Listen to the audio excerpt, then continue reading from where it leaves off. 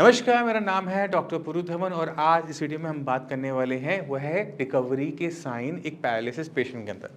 जब किसी को पैरालिसिस होता है, ब्रेन के अंदर क्लॉट आता है या नस फटती है तो ब्रेन का एक हिस्सा मर जाता है या उसे नुकसान होता है। उसकी वजह से जो ब्रेन का हिस्सा हमारे हाथ पैर को चलाता था, उसे कमांड करता था, वो कहीं रुक जाता है। तो हमारा हाथ चलना, पैर चलना, बोलना ये कहीं ना कहीं रुक जाता है या बंद हो जाता है, कम हो जाता है। मगर जब हमें पैरालिसिस का स्ट्रोक पड़ता है, उसके बाद जो पहले 6 महीने होते हैं वो बहुत अच्छे पीरियड होता है, इसे हम गोल्डन पीरियड कहते हैं। इस पीरियड के अंदर बहुत अच्छी रिकवरी हमें हर पेशेंट के अंदर देखने को मिलती है। क्यों मिलती है? क्योंकि हमारे शरीर के अंदर अपने नुकसान को भरने की ताकत होती है, सेल्फ रिपेयर की पावर होती है। अगर आपकी स्किन पे कट लग जाए तो क्या होगा? कुछ दिनों में वो भर जाएगा, बस हमें इसको बस साफ रखना होता है। इसी तरह से अगर हमारे ब्रेन के अंदर कभी क्लॉट आ जाए, नस फट जाए, ब्रेन की कुछ हिस्से को नुकसान हो जाए तो ब्रेन भी अपने आप को हील करता है। और इसको हम हीलिंग नहीं कहते, इसको हम कहते हैं न्यूरोप्लास्टिसिटी। न्यूरोप्लास्टिसिटी की वजह से हमारे को हर पेशेंट के अंदर पहले 6 महीने के अंदर रिकवरी देखने को मिलती है। अब इस रिकवरी में हमें क्या देखने को मिलता है? अगर पेशेंट को जो नुकसान हुआ है वो नुकसान अगर कम होना शुरू हो जाता है तो उसको हम रिकवरी कहना शुरू कर देते हैं। तो सबसे पहले शुरुआत करते हैं आवाज़ से। अगर पेशेंट कुछ नहीं बोल पाता, आ करता है और सडनली वो बोलना शुरू कर दे, पानी, खाना दे दो, चलो, तो क्या बोलोगे? रिकवरी बोलोगे। यही रिकवरी है। पहले वो कोई शब्द क्लियर नहीं बोलता था, अब एक शब्द बोलने लगा है। अब इससे आगे क्या रिकवरी होगी कि वो 2 शब्दों का मेल होना, जैसे खाना दो, बाहर चलो, यहाँ से हटो। तो अब क्या हुआ? 2-2, 3-3 शब्द आपस में छोटे छोटे सेंटेंस बनने लगे। अब जब पेशेंट पूरे के पूरे सेंटेंस बनाना शुरू कर देता है, मुझे बाहर जाना है, मुझे खाना नहीं खाना है, तो मतलब पेशेंट में रिकवरी अच्छी हो गई। तो हमने क्या देखा? 0 से 10 तक का स्कोर। यही साइन ऑफ रिकवरी है स्पीच के अंदर कि स्पीच बेटर होती जा रही है। इसी तरह से अब किसी को पैरालिसिस अटैक हुआ तो हाथ बिल्कुल लटक गया, शोल्डर बिल्कुल बाहर की तरफ आ गया। अब पेशेंट के हाथ में 0 पावर, हिल ही नहीं रहा क्योंकि पावर 0 है, बट वो धीरे धीरे हिलना शुरू होता है ना? मूवमेंट आनी शुरू होती है, थोड़ी थोड़ी अपने हिसाब से मूवमेंट आ रही है, हम थोड़ा थोड़ा हाथ हिला पा रहे हैं। तो अगर मैं हाथ की बात करूं तो इसकी जॉइंट को समझने की कोशिश करना, ये मेरा शोल्डर जॉइंट है। अगर हमने शोल्डर जॉइंट में रिकवरी देखनी हो तो हम कैसे देखेंगे कि वो कितना ऊपर उठ पा रहा है। अगर मैं हाथ यहाँ तक उठा रहा हूँ तो मेरा ये इंप्रूवमेंट होगी। तो अगर आप इसमें एंगल देखो अब, क्योंकि ये हमारी बॉडी के साथ एक एंगल बना रहा है ना? तो अगर ये 30 डिग्री का एंगल है तो हम क्या बोलेंगे? 30 डिग्री की इंप्रूवमेंट हुई है। अगर ये 90 आ जाए तो हम बोलेंगे 90 डिग्री तक की इंप्रूवमेंट हो गई। अगर इससे ऊपर जा रहे हैं तो हम कह सकते हैं ना इंप्रूवमेंट हमारी बढ़ गई। तो एंगल्स जो होते हैं, जो आपकी बॉडी के साथ आपका हाथ बनाता है, ये आपकी शोल्डर की इंप्रूवमेंट को बताता है। इसी तरह से अगर हम अपने हाथ, अपने एल्बो को मोड़ने की कोशिश करते हैं, ये जॉइंट यहाँ से यहाँ तक चलता है, तो ये कितने डिग्री हुआ? 180 डिग्री। ठीक है। अब ये कितनी डिग्री मूव कर रहा है हमें पता लग जाता है कि कितने % इंप्रूवमेंट हुई। अगर हमारा हाथ ये पूरा जाएगा तो इसमें पूरी इंप्रूवमेंट हो गई। तो इसमें भी डिग्री पैरामीटर है कि कितनी रिकवरी हमें देखने को मिली। उसके बाद आती है हमारी रिस्ट, है ना? अब रिस्ट क्या करती है? ये रोटेशन और ये मूवमेंट, है ना? इससे ज़्यादा मूवमेंट तो कर नहीं सकता। खुद करके देखो एक बारी, इससे ज़्यादा मूवमेंट हो रही है? नहीं हो रही ना। अब समझो ये मूवमेंट, फर्स्ट मूवमेंट ये हो रही है नहीं हो रही, इसे चेक करोगे। इसमें डिग्री का कोई रोल नहीं है, होना या ना होना, होना या नहीं होना, ये स्टिफ है। दूसरी है रोटेशन। रोटेशन बहुत कम पेशेंट में देखने को मिलती है, बहुत अच्छी रिकवरी होने के बाद होती है। तो अगर ये रोटेशन आपकी आ रही है तो रिकवरी हो रही है, अगर वो स्टिफ है और नहीं मूव कर रहा तो हमें पता लग जाता है कि रिकवरी नहीं हो रही। अब चलते हैं फिंगर्स के ऊपर। अगर मुझे फिंगर्स में रिकवरी देखनी है तो मैं कैसे से जज करूंगा? वो है मूवमेंट से। अब हमारी फिंगर्स क्या मूवमेंट करती है? बंद होना और खुलना सबसे पहले। उसके बाद है इंडिपेंडेंट मूवमेंट होना कि हर उंगली को मैं अलग अलग चला पाता हूँ। तो पहले हम देखेंगे बंद होना और खुलना। तो पेशेंट के पास पावर होती है उंगलियां बंद कर लेने की, सबसे पहले पावर यही आती है। क्यों आती है? अपनी उंगली की तरफ देखो, अपनी हड्डी को चेक करो कि ये कहाँ पे टच है। अब हड्डी के आगे यानी हाथ के अंदर हथेली की तरफ मांसपेशियों को टच करो, ये तो बहुत मोटी मोटी नहीं लग रही है आपको? और पीछे की देखो, ये बहुत पतली पतली सी बिल्कुल रेशे की तरह होती है। यही कारण है कि किसी भी पैरालिसिस पेशेंट के अंदर उंगली बंद करने की ताकत जल्दी आती है, क्योंकि जब भी हम जोर लगाते हैं तो हम अपने हाथ को अंदर की तरफ दबा के हम ताकत लगाते हैं, और पूरी ज़िंदगी हमने हाथ को बंद करके ताकत लगाई है। इस वजह से हमारी अंदर की जो मसल्स होती हैं वो ज़्यादा डेवलप होती हैं। अगर कोई इंसान बहुत ज़्यादा मेहनत वाला काम करता होता है, जिनकी उंगलियां बहुत मोटी मोटी होती हैं, उन केसेस के अंदर हमें क्या देखने को मिलता है कि उंगलियां बंद भी अच्छी रिकवरी लेती है और उंगलियां खुलना भी अच्छी रिकवरी लेती हैं। बट ये सबके साथ नहीं होता, और खासकर फीमेल्स के साथ नहीं होता, क्योंकि फीमेल्स की फिंगर्स वैसे ही कुदरती रूप में पतली होती है, मसल मास कम होता है, और वो भी अंदर की तरफ ज़्यादा और बाहर की तरफ कम। बट अब ये जो रिकवरी है, कैसे देख रहे हैं कि उंगलियां बंद करने की काबिलियत और बंद करने की ताकत कि कितनी जोर से वो आपका हाथ दबा पा रहा है। तो अगर आपका पेशेंट उंगलियां बंद कर लेता है, अपना हाथ दो और कहो कि कस के दबाए। अगर वो इतनी ज़ोर से दबा पाता है कि आपको दर्द महसूस होना शुरू हो जाए, यानी उसकी उंगलियां बंद करने की ताकत बहुत अच्छी है। तो जैसे आप किसी के साथ हैंडशेक करते हो ना, तो आपने अपने पेशेंट को बोला कि जितना दम है ना लगा दो। अगर आपको महसूस हो रहा है कि पावर बढ़ रही है, तो वो एक साइन होता है रिकवरी का फिंगर्स के अंदर। अब चलते हैं उंगलियां खोलने की रिकवरी की साइन के ऊपर। अगर मेरे पास कोई पेशेंट आएगा, मुझे उसे जज करना है कि उसकी इस महीने और अगले महीने में क्या इंप्रूवमेंट हुई है फिंगर्स के अंदर, तो हम क्या कहेंगे कि ये उंगलियां बंद कर दी ना, अब इसे खोलो। क्या वो खोल पा रहा है, हमें चेक करना है। दूसरा तरीका क्या होता है कि अगर ये हल्की सी भी मूवमेंट आ रही है, ये हल्की सी भी मूवमेंट आ रही है, इम्प्रूवमेंट हो रही है। अब ये मूवमेंट आनी शुरू होगी तो धीरे धीरे वो इम्प्रूवमेंट बढ़ती चली जा रही है, नहीं जा रही। हम हाथ को थोड़ा बहुत खोल पा रहे हैं, नहीं खोल पा रहे, तो इससे पता लग जाता है कि इम्प्रूवमेंट हो रही है, नहीं हो रही। तो अब आप एक एक्सरसाइज को भी बताता हूँ आपको। आप पेशेंट को बोलो कि आपने एक पेपर वेट हाथ में लेना है। अब इसे पकड़ना नहीं है, इसे छोड़ना है, क्योंकि छोड़ने के टाइम ही हम अपनी उंगलियों को खोलेंगे। तो हमने कोई सामान पकड़ के उसे छोड़ने की कोशिश करनी है। अब ये हमारे लिए बहुत आसान है, देखना बहुत आसान है, 90% पेशेंट इसे करता नहीं है। मगर आपको समझना है कि जब तक आपका ब्रेन किसी चीज़ को छोड़ने के लिए आपकी उंगलियों को खोलेगा नहीं, तो ये मूवमेंट आएगी नहीं। और कोई भी एक्सरसाइज उंगलियां खोलने के लिए नहीं बनी। जितनी मर्जी बॉल चला लो, जितनी मर्जी स्प्रिंग चला लो, सब की सब एक्सरसाइज आपकी अंदर की तरफ है, बाहर की तरफ नहीं है। अगर आपके पास ये वाली ताकत आ गई है और अभी भी आप बॉल चला रहे हो, तो आप सबसे बड़ी गलतियां कर रहे हो। आपका हाथ कभी भी बाहर की तरफ नहीं खुलेगा, उंगलियां बाहर की तरफ नहीं खुल पाएगी, सामान पकड़ तो लोगे, छोड़ नहीं पाओगे। तो आप इस चीज़ का ध्यान रखना। साइन भी बताएं, और मैंने आपको शायद एक्सरसाइज भी पूरी की पूरी समझा दी है कि आप क्या गलती करते हो एक्सरसाइज करते समय। तो ये बात होगी हमारी शोल्डर की, हमारे एल्बो की और हमारे फिंगर्स की। अब मैं आपको फिंगर्स को अगर हम अलग कर दें तो एक तरीका और देता हूं जिसमें आप रिकवरी के साइन देख सकते हो, वो है शोल्डर व्हील। शोल्डर व्हील अब आपके स्क्रीन पर है, इसे देख सकते हो। ये कुछ ना कुछ घास काटने वाली मशीन की तरह होता है, गोल गोल घुमाना होता है।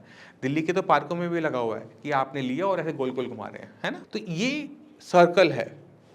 कितने डिग्री होते हैं एक सर्कल के अंदर? 360। जहाँ से लेते हैं वापस वहीं पर आ गए। अब इसमें हमारा हाथ कितना ऊपर जा रहा है ना।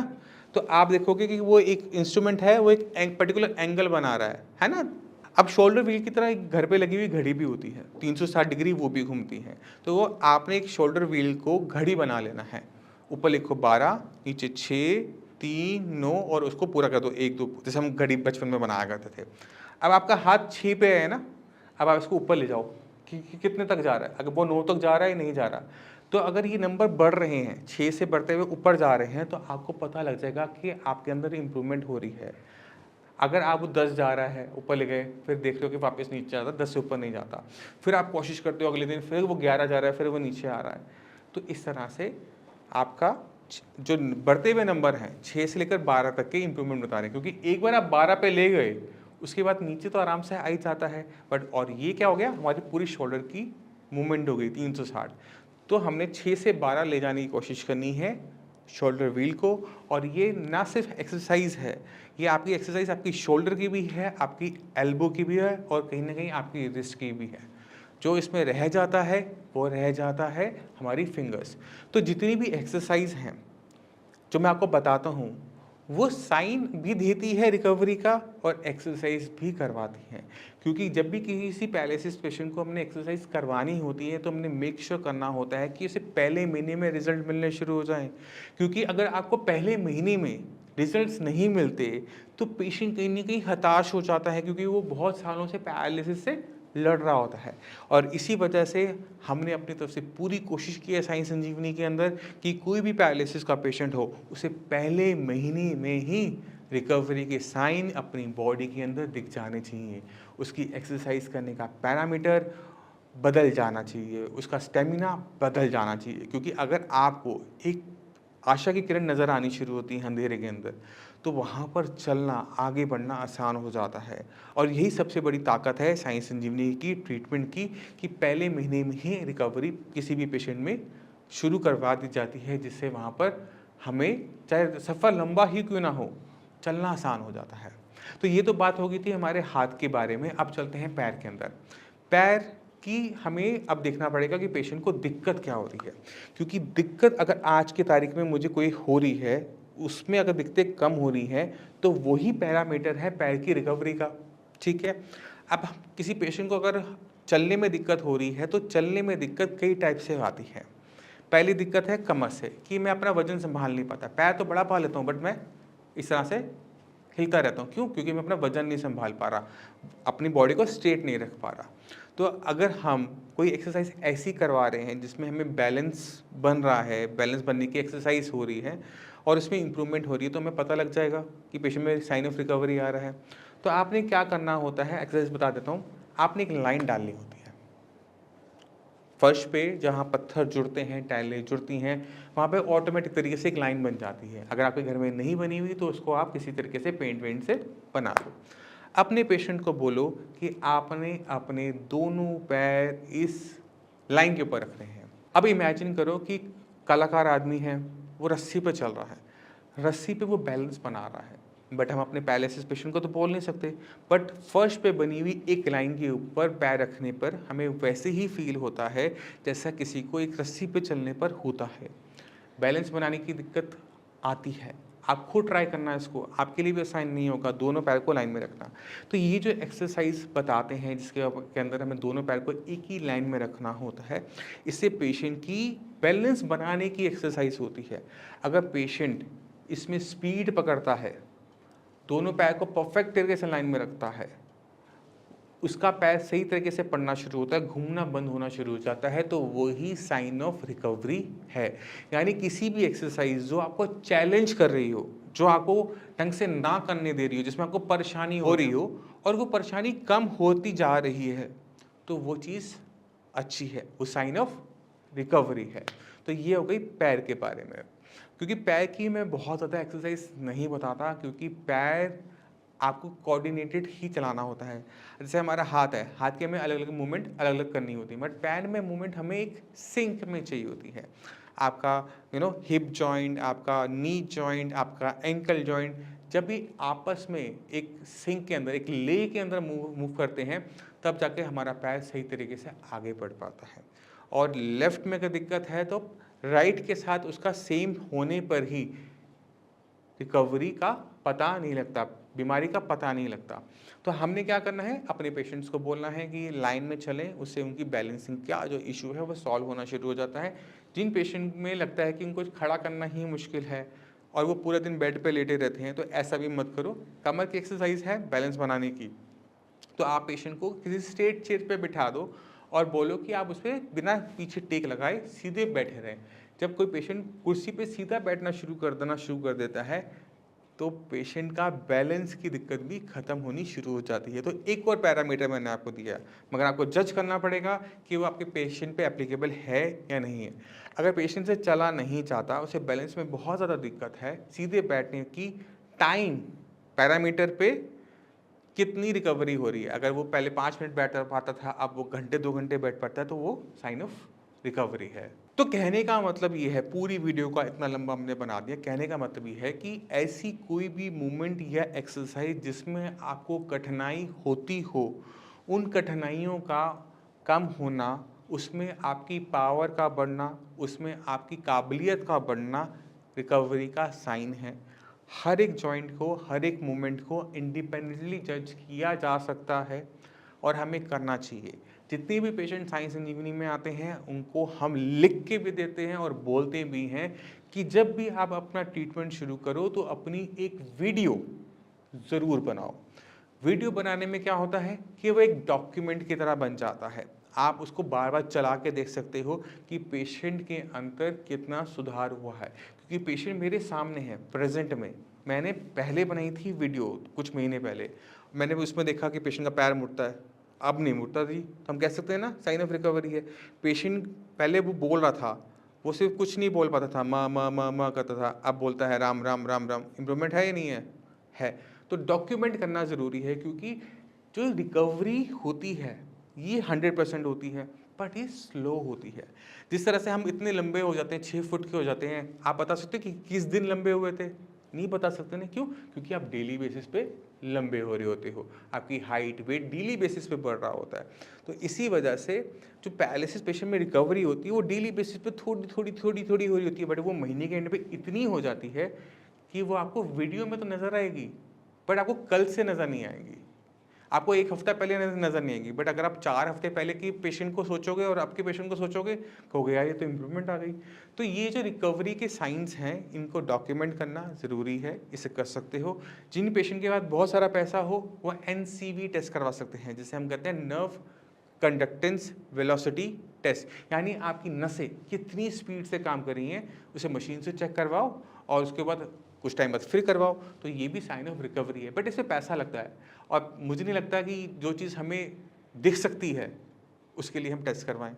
तो मैं उम्मीद करता हूँ इस वीडियो से काफ़ी कुछ समझ गए होंगे कि हमने अपने पैरालिसिस पेशेंट को किस पैरामीटर पे जज करना है कि उसमें रिकवरी आ रही है या नहीं आ रही। फिर भी कोई भी डाउट हो, कुछ भी पूछना चाहते हो लकवे से, हमारे डॉक्टर्स की टीम आपकी सेवा के लिए सदैव रहती है। 24 घंटे नहीं रहती, बट वो दिन में ज़रूर काम कर रही होती है। तो आप उनको फ़ोन कर कर, उनसे बात कर कर, उनको अपनी रिपोर्टें भेज कर, अपनी MRI CT स्कैन, आपकी जो दिक्कत है ना वो सॉल्व करवाएंगे, जिसे हमने इनकी करवाई। नमस्कार, मेरा नाम है डॉक्टर पुरु धवन और आज हमारे पास एक पेशेंट ऐसे हैं जिनको क्लॉट आया था राइट साइड में, राइट साइड ब्रेन में क्लॉट आने की वजह से इनका left side of body paralyse हो गया था। कंडीशन कुछ ऐसी थी कि जब हमारे पास आए तो चल तो लेते थे, मगर हाथ की जो फिंगर्स थी वो बिल्कुल क्लॉ फॉर्म में थी, बिल्कुल मुड़ी हुई थी, खुलती हुई थी और हाथ उठता नहीं था। तो चलते हैं पेशेंट के पास और देखते हैं कि पेशेंट को कितना इंप्रूवमेंट मिला 1 महीने के साइंस इंजीनियरिंग के ट्रीटमेंट से। तो लक्ष्मी जी, आपको ये दिक्कत कब शुरू हुई, कब हुआ था पैरालिसिस का अटैक? मेरे को हुआ था सर होली वाले दिन सुबह 8:15 8 20 मार्च को। 20 में। और तब क्या दिक्कत हुई थी? तब सर मेरे को, मैं आके सिर्फ काम पे से 8 बजे आके 8:15 बजे खड़ा हुआ था, सिर्फ चाय पी थी मैंने। अच्छा। चाय पीने के बाद मेरे हाथ में और पैर में एकदम सरसराहट सी महसूस हुई। मैं ये चाय लेके आई थी, मैंने चाय पी थी। मैंने उनसे कहा, मेरे को कुछ अजीब सा महसूस हो रहा है। तो मेरे से बोली क्या हुआ? मैंने कहा मेरे को कुछ अजीब सा महसूस हो रहा है। मैंने कहा मेरे हाथ और पैर में चींटियाँ चल रही हैं। अच्छा। तो इतनी देर में तो मैं लड़खड़ा के गिर पड़ा था। अच्छा। तो इन्होंने संभाल लिया। मेरा बेटा था, मेरी बेटियाँ थी, उन दोनों घर। तो स्कूटर पर बैठा के मुझे RML ले गए थे। तो वहाँ जाके मेरा ट्रीटमेंट चला था 4 दिन। उसके बाद उन्होंने मेरे को डिस्चार्ज कर दिया। तो जब वहाँ से आए तो क्या कंडीशन थी? उस समय तो मैं लेफ्ट हैंड साइड पूरी अनकॉन्शियस थी, कोई मतलब मेरे फेस वगैरह पे, आँख वगैरह पे पूरा लेफ्ट साइड हो चुका था। वॉइस भी चली गई। अच्छा, और जब साइंस इंजीनियरिंग में आए तो क्या कंडीशन थी?